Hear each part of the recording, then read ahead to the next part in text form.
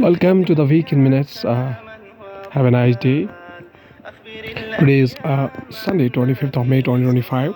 Starting the newspaper with the world news, including South Korea presidential frontrunner Lee suggests extending U.S. tariff talks. Oregon man who quit job to sail with the cat reaches Hawaii after weeks alone at sea, greeted by cheering crowd. Five Venezuelan opposition leaders trapped in Argentine embassy speak for the first time since leaving it. Australian authorities airdrop supplies to farmers stranded by flood crisis in New South Wales. Syria welcomes the United States' decision to ease Assad-era sanctions as positive step. United States stays and handcuffed detained by immigration officials after dismissing his real ID as fake. Trump-led White House fires National Security Council staff in major restructuring. One dead in New York, sewage boat explosion on Hudson River. Cannes awards Palme or to Iran as Jafar Panahi's revenge drama. It was just an accident. Cannes, with the lights back on after outage, prepares to award the Palme d'Or. Trump administration targets Harvard's China links. What you need to know: Israeli strikes and kill 9 of the doctor's 10 children as home hits his hospital. Now from the Hindu newspaper, we have Russia-Ukraine trade drone fire at capitals aimed at prisoner swamp. Russia's overnight attack on the Kyiv wounded at least 10 people. The city's mayor said, warning residents to stay in shelters in the Moscow. Restrictions were imposed on at least 4 airports, including the main hub, Sheremetyevo. People take shelter inside the metro station during the Russian military strike aimed at Russia's attack on Ukraine in Kyiv, Ukraine on May 25, 2025. Russia and Ukraine fired drones towards each other's capital Sunday, May 25, 2025, even as Kyiv and Moscow carry out the biggest prisoner swamp since the start of Moscow's invasion. AFP journalists heard explosions in the Ukrainian capital, with the head of the state's military administration warning the night will not be easy. Erdogan's Syria Shara hold talks in Istanbul. The visit comes the day after United States President Donald Trump's administration issued orders that it said would effectively lift sanctions on Syria. Turkey's President Tayyip Erdogan meets with the Syrian President Ahmed al-Shara in Istanbul, Turkey on May 24, 2025. Turkish President Tayyip Erdogan was holding talks with the Syrian President Ahmed al-Shara in Istanbul on Saturday, May 24, 2025. News channel CNN Turk and state media said, broadcasting video of the two leaders greeting each other. The visit comes the day after the United States President Donald Trump's administration issued orders that it said would effectively lift sanctions on Syria. Mr. Trump had pledged to unwind the measures to help the country rebuild after its devastating civil war. Afghans can apply for Indian visas again, including visitors, investors, artists, and sportspersons. New online visa module for Afghans rolled out in the last week of April. Source says a resumption of visa services come 5 years after the Taliban takeover in Kabul. Applicants need Afghan passport, national ID card. Afghans who own property in India dependent parents of a student visiting India for higher education and parents of students below the age of 18 may be also apply for entry visas, the portal said. India has resumed granting services categories of visas to the citizens of Afghanistan, including to business people and artists, according to a notification on a government website. This comes 5 years after the Indians suspended all visa services to Afghans and shut down its embassies and consulates following a regime change in the neighboring country. The Indian government has not made any official announcement on the resumption of visa services for Afghan citizens. However, a government source told The Hindu that a new online visa model for Afghans was rolled out in the last week of April. Now, going towards the Hindustan Times newspaper states that returns of my money after accident, INS Brahmaputra set to sail again. INS Brahmaputra tipped over last year after a fire on board. Indian warship INS Brahmaputra, crippled after an accident at the naval dockyard in Mumbai last July, could be seaworthy by the year end and fully combat ready and now around mid-2026 as the Indian Navy rushes to repair and return the locally produced frigate to service, even as many fear the vessel may not sail again because of the extensive damage it suffered, senior officials aware of the matter said on Saturday. PM lays a roadmap for states to reach Viksit Bharat goal. Prime Minister Narendra Modi with the Tamil Nadu Chief Minister M.K. Stalin and Andhra Pradesh Chief Minister N. Chandrababu Naidu.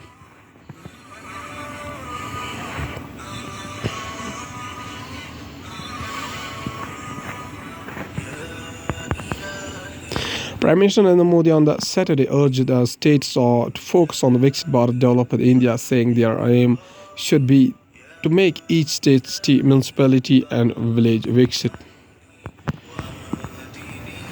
Chairing the 10th Governing Council meeting of the Niti Aayog at the Bharat Mandapam, the Prime Minister underlined that Viksit Bharat is the aspiration of 140 crore Indians and not the agenda of any party.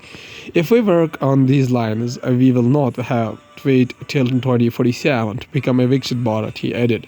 Briefing reporters about the meeting, Niti Aayog CEO B.V.R. Subramaniam said the meeting was attended by 31 states and union territories. Of the total of 36, those who could not attend had prior commitments and informed the council. We have the fourth largest economy as I speak. We are a $4 trillion economy. It is only the United States, China and Germany which are larger than India. And if we stick to what is being planned in 2.5 or 3 years, we will be the third largest economy, said Subramaniam. Speaking on opportunities for women, the Prime Minister asked states to change laws to enable them to join the growth trajectory. He observed that there should be reforms in the public and private sectors for working women with a focus on their ease of working, the press release said. Modi encouraged states to interlink reverse, appreciated the aspirational districts program and said the focus in agriculture should be on lab to land. He mentioned the Viksit Krishi Sankalp Abhiyan, in which about 2,500 scientists will go to the villages to help the crop diversification and chemical-free farming, and told the states to focus on the health service delivery.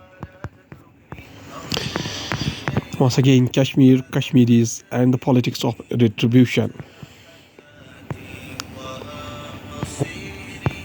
Hindustan Times also covers a woman cries as she stands outside her house, damaged by Pakistani artillery shelling at Islamabad village in Uri, north of Srinagar. Most of us know a lot about the terror attack at Pahalgam, Operation Sindoor, and the 4th-day war. We have made it our business to find out. But there are other facts that happened during this period we are woefully ignorant of. The Association of Protection of Civil Rights reports that between April 27 and May 8, there were 184 anti-Muslim attacks of various sorts of all over India. They comprise 9 acts of vandalism, 39 assaults, 42 incidents of harassment, and 84 incidents of the hate speech. It is believed that 106 were triggered by Pahalgam. The majority happened in Uttar Pradesh, Madhya Pradesh, Uttarakhand, and Maharashtra. That is not all. The Guardian, among the other Western newspapers, reported that some 2,000 people were arrested again on suspicion, and many were illegally tortured. 2 reportedly were killed. Doesn't it feel as if this was a case of treating Kashmiri Muslims as a suspicious simply because they are Kashmiri and Muslim?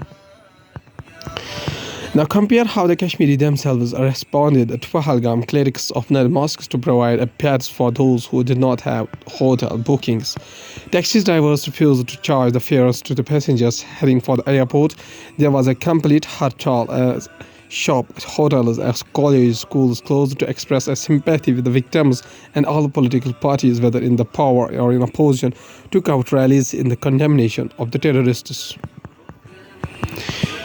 In sharp contrast to the behavior of the Kashmiris in the valley is the way Kashmiris were treated in the rest of India. In Punjab and Uttarakhand, Kashmiri students were beaten up and had to flee for their lives. In Mussoorie, Shalwalas who had worked there for decades were forced to leave. Yet the government in these states seemed unconcerned about the unbothered. Again, why? These are the citizens of India with the same rights as you and I. Perhaps worst of all, those in positions of authority opted to attack rather than to defend Kashmiris and Muslims.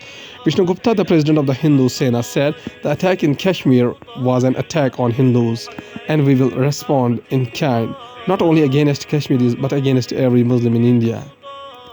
Vijay Shah, Madhya Pradesh Minister of Tribal Affairs, called Colonel Sophia Qureshi, who gave daily briefs on the India's military operation along with the wing commander Vyomika Singh, the sister of the terrorists. And they got away with it. They were not admonished. They certainly were not punished. It is worth remembering a quote from Jawaharlal Nehru's letter of October 15, 1947 to state or chief ministers, written when the post-partition killing were at their height. We have a Muslim minority who are so large in number that they cannot, even if they want to go anywhere else, they have got to live in India. Then he pointedly added, whatever the provocation from Pakistan, we have got to deal with this minority in a civilized manner. Now going towards the economy of the country, from the business point of view, market is growing. We need to raise surveillance and enforcement actions, as says SEBI chairman Tuhin Kanta Pandey. Faith and conviction in Indian markets is fairly strong, SEBI chief. From the domestic retail, mutual fund as well as the institutional levels, I think faith and conviction in the Indian markets is fairly strong. Government ratifies 8.25% interest rate on EPF for 2024-25. EPF on February 28 had decided to retain the interest rate of 8.25% on the Employees Provident Fund. EPF had deposits for the financial year 2024-2025 equal to the rate provided in the preceding fiscal. Now the interest amount as per the rate ratified for financial year 25 will be credited into the accounts of over 7 crore subscribers of EPFO. Why Trump's escalation war on Harvard, the other United States universities could progressively dent American academic leadership impact economy. The number of international students at Harvard steadily increased to 6,793 in the 2024-2025 academic year from 3,941 in the 2006 to 2007, accounting for over 27% of the total enrollments currently, as per the data from the university. Students from the Quebec, Canada tour the campus of the Harvard University in the Cambridge, Massachusetts on Friday. Now going towards science and tech, we have why is growing lion population a worry as well. Explained how is lion census are conducted in India, where they found a pot from the Gir forest in the Gujarat. File image of the Asiatic lioness with her 2 7-month-old cubs at Sakarbog Safari Breeding Center in Junagadh.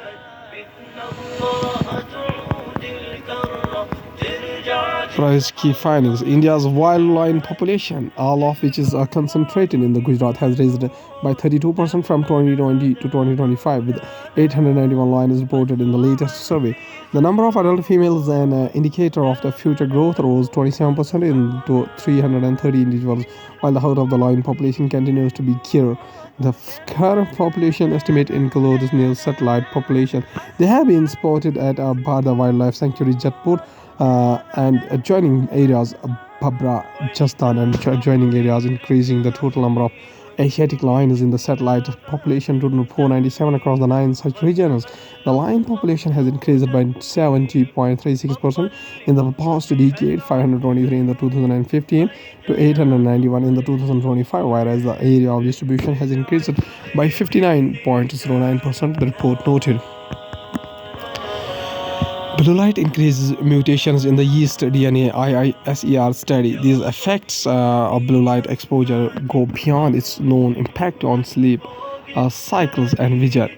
A schematic representation of mutational signatures are associated with the blue light.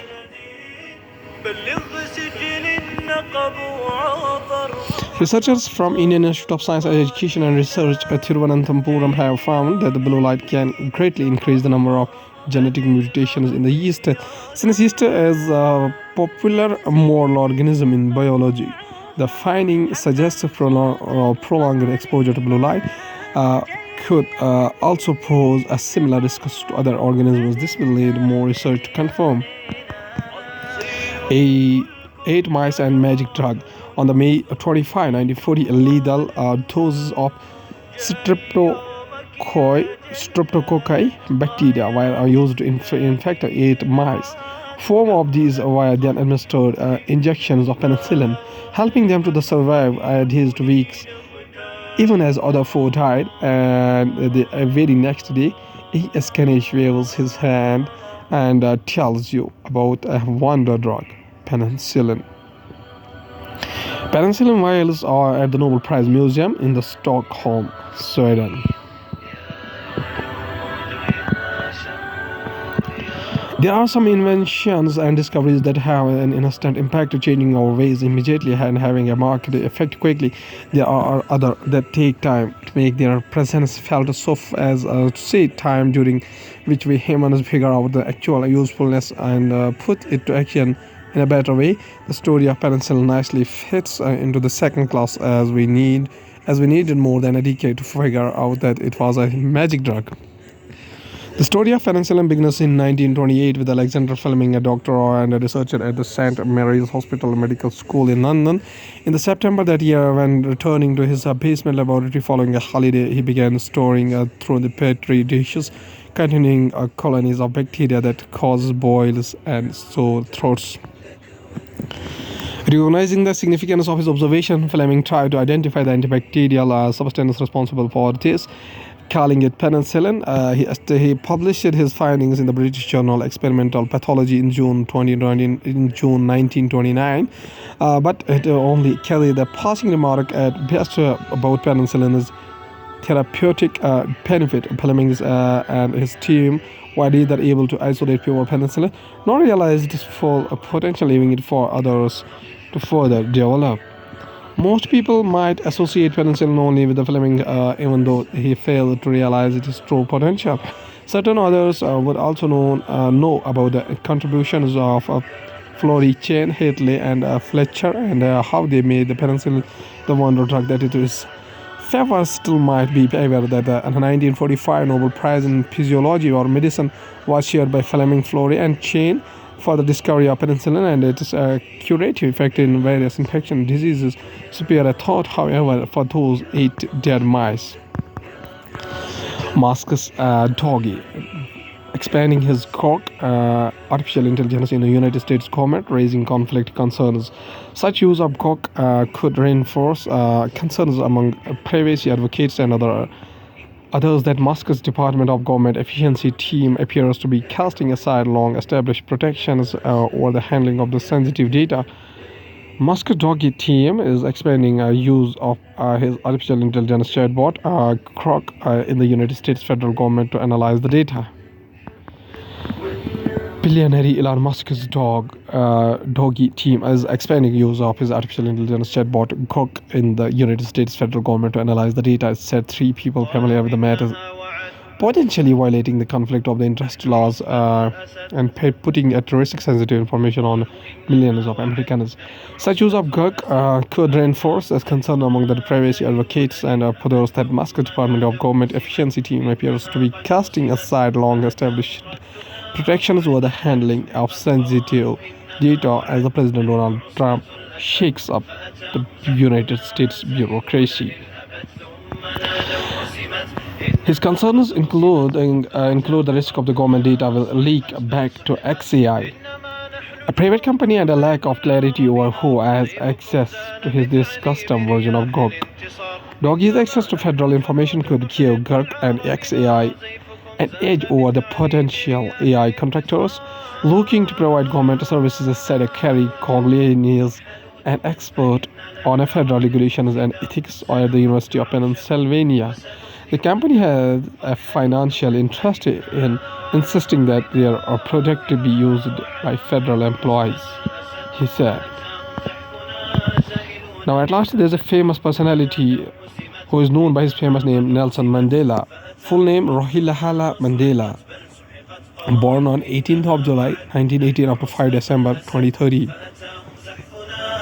Was a South African anti-apartheid activist and a politician who served as the first president of South Africa from 1994 to 1999. He was the country's first black head of the state and the first elected in a fully representative democratic election. His government focused on dismantling the legacy of apartheid by fostering racial reconciliation. Ideologically an African nationalist and socialist, he served as the president of the African National Congress Party from the 1991 to 1997 ANC Party. Mandela was a controversial figure for much of his life, although critics on the right denounced him as a communist terrorist and those on the far left deemed him too eager to negotiate and reconcile with the apartheid supporters.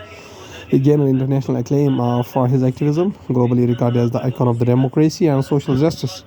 He received more than 250 honors, including the Nobel Peace Prize. He is held in deep respect with South Africa, where he is often referred to by his Themboklan name, Madiba, and described as the father of the nation. Mr. Mandela says a very famous quotation he says that what counts in life is not the mere fact that we have lived. It is what difference we have made to lives of others that will determine the significance of the life we led. He also says that our single most important challenge is therefore to help establish a social order in which the freedom of individual will truly mean the freedom of the individual. He also says that education is the most powerful weapon which you can use to change the world. Okay, thank you.